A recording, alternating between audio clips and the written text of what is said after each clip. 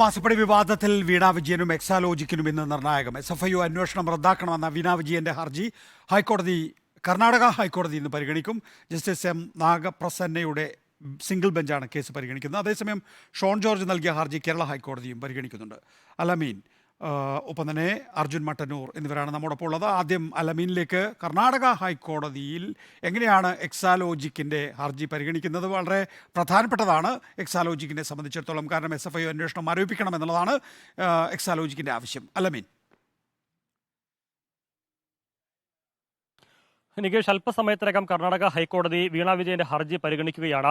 മാസപ്പടി വിവാദത്തിൽ SFIO അന്വേഷണം റദ്ദാക്കണമെന്നുള്ളതാണ് ഈ ഹർജിയിലെ പ്രധാനപ്പെട്ട ആവശ്യം. കേന്ദ്ര നടപടി, അന്വേഷണം പ്രഖ്യാപിച്ചുള്ള കേന്ദ്ര നടപടി ഏകപക്ഷീയവും നിയമവിരുദ്ധവും എന്ന് ചൂണ്ടിക്കാണിച്ചുകൊണ്ടാണ് എക്സാലോജിക്ക് കർണാടക ഹൈക്കോടതിയെ സമീപിച്ചത്. ഇത് മാത്രമല്ല, ഈ വിഷയത്തിൽ കർണാടക ഹൈക്കോടതി ഒരു തീർപ്പുണ്ടാക്കുന്നതുവരെ SFIOയുടെ തുടർ നടപടികൾ തടഞ്ഞുകൊണ്ടുള്ള ഇടക്കാല ഉത്തരവെങ്കിലും നൽകണമെന്നൊരു ആവശ്യം കൂടി ഹർജിയിൽ ഉന്നയിക്കുന്നുണ്ട്. കേന്ദ്ര സർക്കാരിനെയും SFIO ഡയറക്ടറെയും എതിർകക്ഷികളാക്കിക്കൊണ്ടുള്ള ഹർജിയാണ് കോടതി ഇന്ന് പരിഗണിക്കുന്നത്.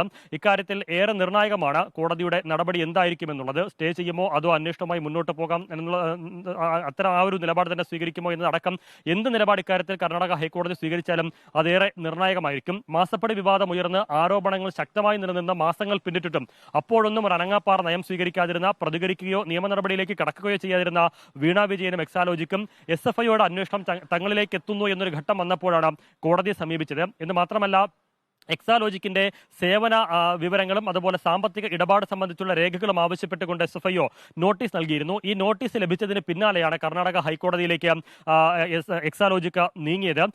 എക്സാലോജിക്ക് രജിസ്റ്റർ ചെയ്തിരിക്കുന്നത് ബാംഗ്ലൂർ ആസ്ഥാനമായ കമ്പനിയായിട്ടാണ്. അതുകൊണ്ടാണ് സാങ്കേതികമായി കർണാടക ഹൈക്കോടതിയെ സമീപിച്ചത് എന്നുള്ളതാണ് കമ്പനി വൃത്തങ്ങൾ ചൂണ്ടിക്കാണിക്കുന്നത്. പക്ഷേ കേരള ഹൈക്കോടതിയിൽ വന്നു കഴിഞ്ഞാൽ ഒരു തിരിച്ചടി അവർ മുന്നിൽ കണ്ടിരുന്നു. കാരണം സമാനമായ വിഷയത്തിൽ SFIOയുടെ അന്വേഷണം തടയണമെന്ന് ആവശ്യപ്പെട്ടുകൊണ്ട് KSIDC സമർപ്പിച്ച ഹർജിയിൽ ഹൈക്കോടതി ചോദിച്ച ചില ചോദ്യങ്ങൾ ഉണ്ടായിരുന്നു. SFIO അന്വേഷണത്തെ ഭയപ്പെടുന്നുണ്ടോ, രേഖകൾ നൽകുന്നതിന് എന്തെങ്കിലും മടിയുണ്ടോ, അന്വേഷണത്തെ നേരിടുന്നതിന് എന്താണ് തടസ്സം എന്നതടക്കമുള്ള ചില ചോദ്യങ്ങൾ KSIDCയുടെ ഹർജി പരിഗണിക്കവേ കേരള ഹൈക്കോടതി ഉന്നയിച്ചിരുന്നു. ഹൈക്കോടതിയിലേക്ക് പോയി കഴിഞ്ഞാൽ ആ വിധത്തിലൊരു പരാമർശം വന്നാൽ അത് വലിയ തിരിച്ചടിയാകുമെന്ന് കണ്ടതുകൂടി കൊണ്ടാണ് കർണാടക ഹൈക്കോടതിയിലേക്ക് പോയത്. എന്ന് മാത്രമല്ല, ലോക്സഭാ തെരഞ്ഞെടുപ്പ് അടുത്തിരിക്കുന്ന ഒരു സാഹചര്യത്തിൽ മുഖ്യമന്ത്രിയുടെ മകൾ ഒരു കേന്ദ്ര ഏജൻസിയുടെ ചോദ്യം ചെയ്യലിന് അവരുടെ മുന്നിലേക്ക് പോവുക എന്ന് പറയുന്നത് ഇടതുമുന്നണിക്കും സർക്കാരിനും പ്രത്യേകിച്ച് CPIM-നും വലിയ തരത്തിലുള്ള ക്ഷീണം ചെയ്യുമെന്ന കാര്യത്തിലും സംശയമില്ല. അതുകൊണ്ട് സർക്കാരിന്റെ കൂടി നിർദ്ദേശം കണക്കിലെടുത്തുകൊണ്ടൊരു നീക്കമാണ്, ഒരു നിയമ നടപടിയിലേക്കാണ് എക്സാലോജിക്ക കടന്നിരിക്കുന്നത്, വീണ വിജയൻ കടന്നിരിക്കുന്നത്. ഏതായിരുന്നാലും എന്ത് നടപടി ഇക്കാര്യത്തിൽ കർണാടക ഹൈക്കോടതി സ്വീകരിക്കുമെന്നുള്ളത് ഏറെ നിർണായകമാണ്. അല്പസമയത്തിനകം ജസ്റ്റിസ് എം നാഗപ്രസന്നയുടെ സിംഗിൾ ബെഞ്ച് ഈ കേസ് പരിഗണിക്കും. നികേഷ്, അലമീൻ, വളരെ പ്രധാനപ്പെട്ടതാണ് അലമീൻ പറയുന്ന കാര്യങ്ങൾ. അതായത് ഇന്ന് ഇക്കാര്യത്തിലൊരു സ്റ്റേ കിട്ടിയിട്ടില്ല എങ്കിൽ, ഒരു നടപടി കർണാടക ഹൈക്കോടതിയുടെ ഭാഗത്തു നിന്നുണ്ടായിട്ടില്ല എങ്കിൽ SFIO ഇതിനകം തന്നെ സമൻസ് അയച്ചു കഴിഞ്ഞിരിക്കുന്നു. മുഖ്യമന്ത്രിയുടെ മകൾ SFIOയുടെ ചോദ്യം ചെയ്യലിന് വിധേയമാകേണ്ടി വരും. ആ നിലയിലുള്ള ഗൗരവം കർണാടക ഹൈക്കോടതിയിലെ ഇന്നത്തെ നടപടികൾക്കുണ്ട്.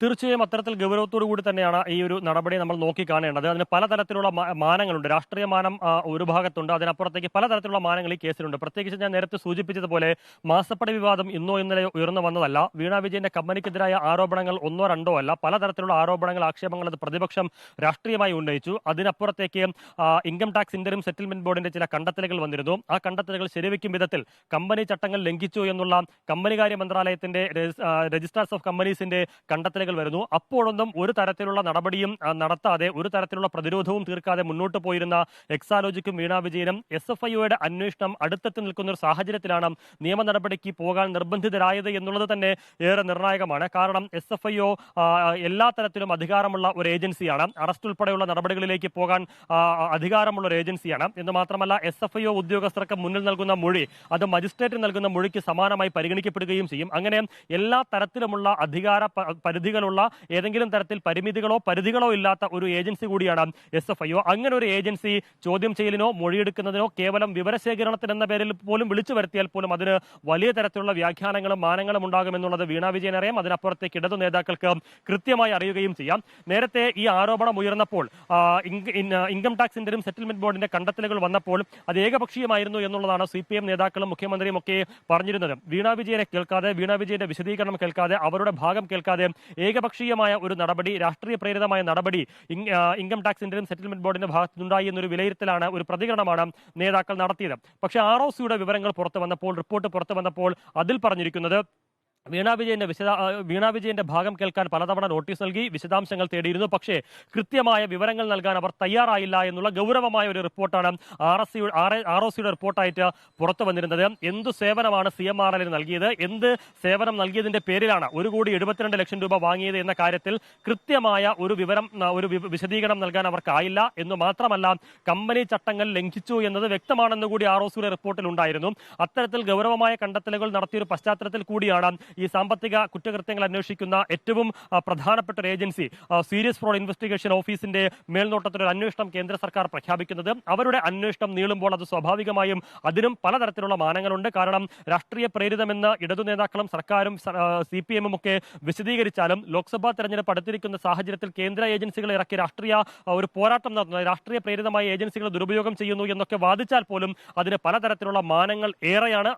അതിനെ പ്രതിരോധിക്കാനും വലിയ തരത്തിലുള്ള പാടാണ്. രാഷ്ട്രീയ പ്രതിരോധം മാത്രം കൊണ്ട് പിടിച്ചു നിൽക്കാനാവില്ല എന്ന കൃത്യമായ ബോധ്യത്തിന്റെ കൂടി അടിസ്ഥാനത്തിലാണ് നിയമ പോരാട്ടത്തിലേക്ക് കൂടി അവർ ചുവടുവെച്ചിരിക്കുന്നത് എന്നുള്ള കാര്യത്തിൽ സംശയമില്ല. ആ അർത്ഥത്തിൽ ഇന്ന് കർണാടക ഹൈക്കോടതി ഈ ഹർജിയെ എങ്ങനെ നോക്കിക്കാണുമെന്നുള്ളത് ഏറെ നിർണായകമാണ്. എന്ത് നിലപാട് സ്വീകരിക്കുമെന്നുള്ളത് ഏറെ നിർണായകമാണ്. ഏതെങ്കിലും തരത്തിൽ അന്വേഷണത്തിന് അതൊരു ഇടക്കാല ഉത്തരവിലൂടെയുള്ള സ്റ്റേ എങ്കിലും ഇല്ല എങ്കിലും SFIO ഉദ്യോഗസ്ഥർക്ക് എക്സാലോജിക്കിലേക്ക് വീണ വിജയനിലേക്ക് എത്തുന്നതിന് ഒരു തടസ്സവുമില്ല. ഇതിനോടകം വിവരം ചോദിച്ചിട്ടുണ്ട്. സ്വാഭാവികമായും കോടതിയെ സമീപിച്ച എക്സാലോജിക്ക് SFIO ആവശ്യപ്പെട്ട വിവരങ്ങൾ, അതായത് എക്സാലോജിക്കിന്റെ എന്ത് സേവനമാണ് അവർ നടത്തുന്നത് എന്ന് സംബന്ധിച്ചോ സാമ്പത്തിക ഇടപാട് സംബന്ധിച്ചുള്ള രേഖകൾ ഏതായാലും ഇതിനോടകം അവർ SFIOയ്ക്ക് സമർപ്പിച്ചിട്ടില്ല. നമുക്കറിയാം CMRL നിന്നും KSIDCയിൽ നിന്നും വിവരങ്ങൾ ശേഖരിച്ച് നോട്ടീസ് നൽകിയതിനു ശേഷമാണ് ആ ഓഫീസുകളിലേക്ക്, ആ ആസ്ഥാനങ്ങളിലേക്ക് SFIO കടന്നുപോയത്. അതുകൊണ്ട് നോട്ടീസ് നൽകി വിവരം ചോദിച്ചെങ്കിലും അത് തരുന്നതുവരെ കാത്തിരിക്കാൻ ഞങ്ങൾ തയ്യാറാണ് എന്ന നിലപാടുള്ള ഏജൻസിയുമല്ല SFIO. അതുകൊണ്ട് വീണ വിജയനിലേക്കും എക്സാലോജിക്കിലേക്കും അവർക്ക് കടന്നു നൽകുന്നത്. ഇനി നമുക്ക് കേരള ഹൈക്കോടതിയിലേക്ക് പോകേണ്ടതുണ്ട്. അർജുൻ മട്ടന്നൂർ നമ്മോടൊപ്പം ഉണ്ട്. അർജുൻ, ജസ്റ്റിസ് ദേവൻ രാമചന്ദ്രൻ്റെ ബെഞ്ചാണ് ഇത് പരിഗണിക്കുന്നത്. ഒന്ന്. രണ്ട്, വളരെ പ്രധാനപ്പെട്ട കാര്യം 210 പ്രകാരം അന്വേഷിക്കാനുള്ള തീരുമാനത്തിനെ ചോദ്യം ചെയ്തുകൊണ്ട് 212 ഉൾപ്പെടുത്തണം, അതായത് SFIOയുടെ അന്വേഷണം ഉൾപ്പെടുത്തണം എന്ന ആവശ്യമായിരുന്നു ഹർജിക്കാരന്. ഇന്നാണ് അക്കാര്യത്തിൽ വിശദമായ വാദം കേൾക്കേണ്ടിയിരുന്നത്. ഇപ്പോൾ 212 വന്ന സ്ഥിതിക്ക് കേരള ഹൈക്കോടതിയിലെ എന്ത് നടപടികളാണ് നമ്മൾ പ്രതീക്ഷിക്കേണ്ടത്? നികേഷ് കുമാർ, ഈ SFIയുടെ അന്വേഷണത്തിനെതിരെ എക്സാലോജിക്കിന്റെ ഹർജി കർണാടക ഹൈക്കോടതി പരിഗണിക്കുന്ന അതേസമയം തന്നെ ഈ അന്വേഷണവുമായി ബന്ധപ്പെട്ട 2 ഹർജികളാണ് കേരള ഹൈക്കോടതിക്ക് മുമ്പാകെ എത്തുന്നത്. ഒന്ന്, നേരത്തെ ഷോൺ ജോർജ് നൽകിയ ഹർജിയാണ്. SFIO അന്വേഷണം ആവശ്യപ്പെട്ടുകൊണ്ടുള്ള ഹർജിയാണ്.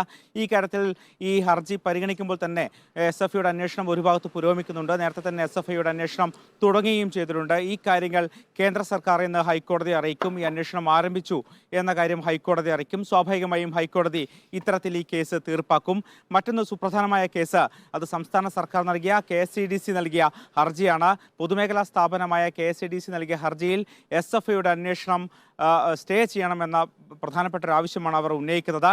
എന്നാൽ കഴിഞ്ഞ ദിവസം ഇത് ജസ്റ്റിസ് ദേവൻ രാമചന്ദ്രൻ അധ്യക്ഷനായ ബെഞ്ച് ഈ കേസ് പരിഗണിച്ചപ്പോൾ നിങ്ങൾ എന്തുകൊണ്ടാണ് അന്വേഷണത്തെ ഭയക്കുന്നത്, നിങ്ങൾക്ക് എന്തെങ്കിലും മറക്കാനുണ്ടോ, ഒന്നും മറക്കാനില്ലെങ്കിൽ പിന്നെ ഈ അന്വേഷണവുമായി സഹകരിച്ചൂടെ തുടങ്ങിയ കാര്യങ്ങളായിരുന്നു ജസ്റ്റിസ് ദേവൻ രാമചന്ദ്രൻ ചോദിച്ചത്. എന്തായാലും ഈ വിഷയത്തിൽ കൂടുതൽ കാര്യങ്ങൾ പറയാനുണ്ട്, കൂടുതൽ കാര്യങ്ങൾ വിശദീകരിക്കാനുണ്ട് എന്നൊരു നിലപാടാണ് KSCDC എടുത്തത്.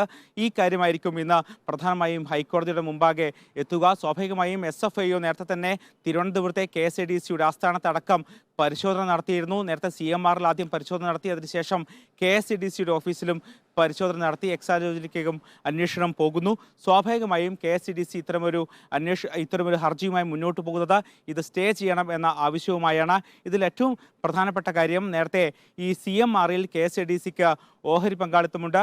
ഇത് വ്യവസായ പ്രോത്സാഹന ഓഹരിയാണ് എന്നൊരു നിലപാടാണ് KSCDC എടുത്തത്. പക്ഷേ അതല്ല, അവിടെ ഈ നോമിനിയായിട്ടുള്ള KSCDCയുടെ അംഗത്തിനടക്കം കൃത്യമായി പ്രതിഫലം ലഭിച്ചിരുന്നു എന്നടക്കമുള്ള വിവരങ്ങളും ഒരു ഭാഗത്ത് പുറത്തു വരുന്നുണ്ട്. സ്വാഭാവികമായും കേന്ദ്ര സർക്കാർ SFIO ഈ വിഷയത്തിൽ എന്തായിരിക്കും നിലപാടെടുക്കുക, KSCDCക്ക് ഈ കാര്യത്തിൽ ഏത് തരത്തിലാണ് പങ്കുള്ളത് എന്നടക്കമുള്ള നൽകുകയായിരുന്നു അർജുൻ മട്ടന്നൂർ. ഇന്ന് കേരള ഹൈക്കോടതിയിലും കർണാടക ഹൈക്കോടതിയിലും SFIOയുമായി ബന്ധപ്പെട്ട SFIO അന്വേഷണവുമായി ബന്ധപ്പെട്ട വളരെ സുപ്രധാനമായ 2 ഹർജികൾ നിലനിൽക്കുന്നു എന്നുള്ളതാണ് ഏറ്റവും പ്രധാനപ്പെട്ടത്.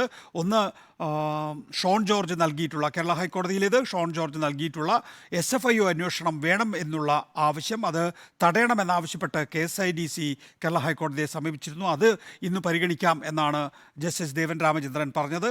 അതേസമയം തന്നെ SFIO അന്വേഷണം സ്റ്റേ ചെയ്യണമെന്നാവശ്യപ്പെട്ട് വീണ വിജയൻ നൽകിയ ഹർജി, എക്സാലോജിക്ക് നൽകിയ ഹർജി കർണാടക ഹൈക്കോടതിയിലും നിലനിൽക്കുന്നു. അതും പരിഗണിച്ചു വരികയാണ്. വളരെ